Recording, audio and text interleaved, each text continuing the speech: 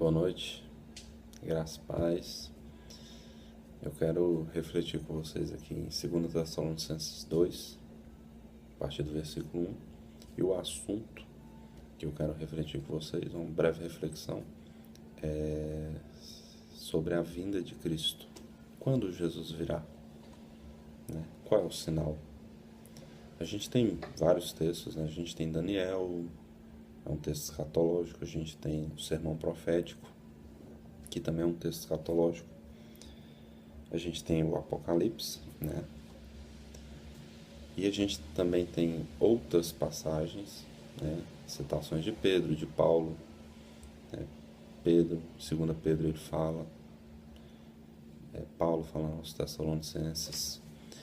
E para mim o texto de Tessalonicenses, esse texto principalmente nós vamos ler, para mim é o mais claro sobre esse assunto. Quando Jesus virá? Qual é o sinal da vinda de Jesus?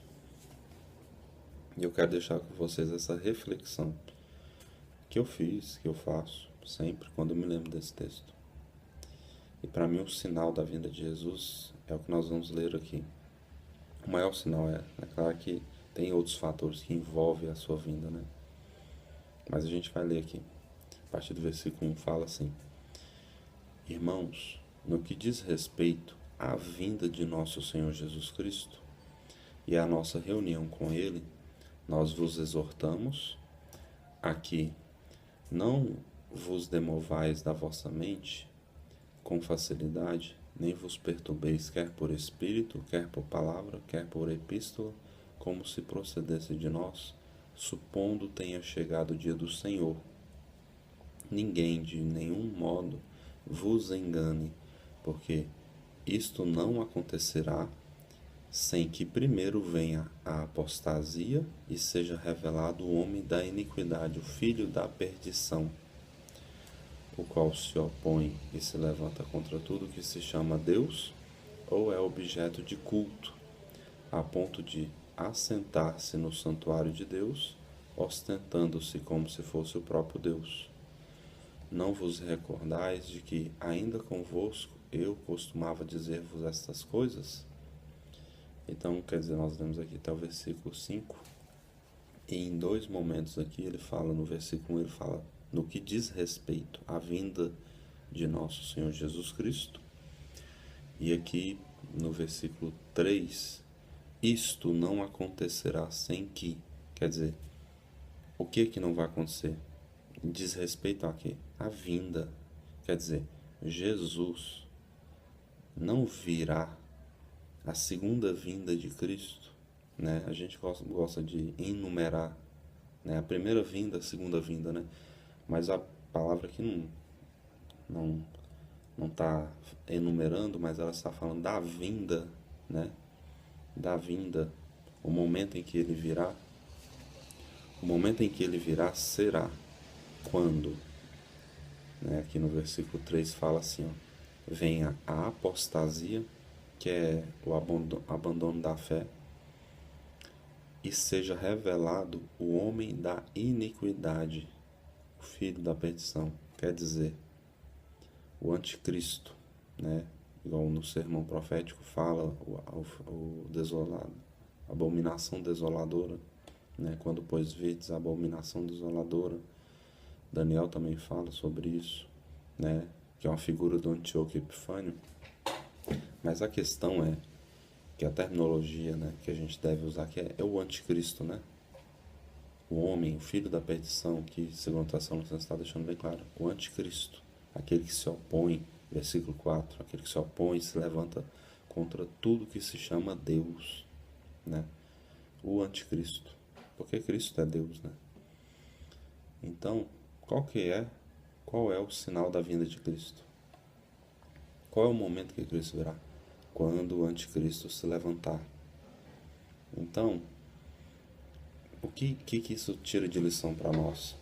Eu penso que a lição que nós temos que ter a partir desse texto é que nós devemos realmente esperar o aparecimento do anticristo. Quando ele se levantar e for evidente que é ele, porque eu imagino que ele não vai aparecer de repente, né? Ele vai construir, né, um caminho para chegar a tomar essa posição. Então, quando esse homem, essa pessoa se levantar e aparecer ao mundo e der as caras, e a gente perceber que é esse mesmo que se opõe, que se levanta contra Deus, aí a gente deve saber e a gente deve abraçar isso no nosso coração. Agora chegou o tempo, né? Chegou o tempo da vinda de Cristo. Chegou o momento em que Ele virá, né? E chegou, acima de tudo, a gente deve receber isso com alegria, né? Saber que está chegando o tempo do fim mesmo, está chegando o tempo onde Jesus vai estabelecer definitivamente a sua vontade, né? E o seu trono sobre a terra, né?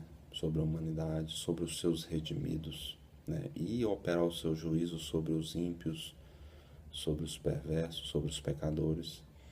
Mas a questão é que nós devemos entender isso, que o sinal definitivo e final não são só rumores de guerra, né, e desolações sobre o mundo, mas é a vinda do anticristo, é o aparecimento do anticristo.